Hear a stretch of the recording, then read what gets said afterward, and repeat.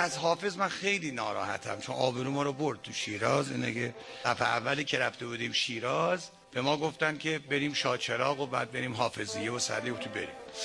واسه وقتی رسیم سر قبر حافظ گفتن حاج آقا تا حالا تفعول گرفتی؟ گفتم نه والا خدا بلدم نیست. خدا این استخاره است، یه حمد و سوره میخونی برای حافظ، نیت میکنی یا الله، باز میکنی سمت راست، حافظ جوابت میده. گفتم خب من حالا نیتی ندارم. گفتم ما نیت داریم، نیت پا ما، تفعول پات.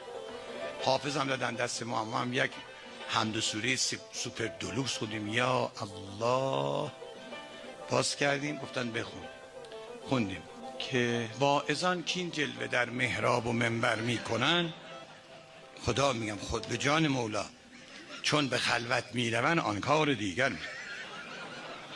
مدام اینا چپ چپ بمون، حالا چپ چپ به هم دیگه نگاه میکنن، ما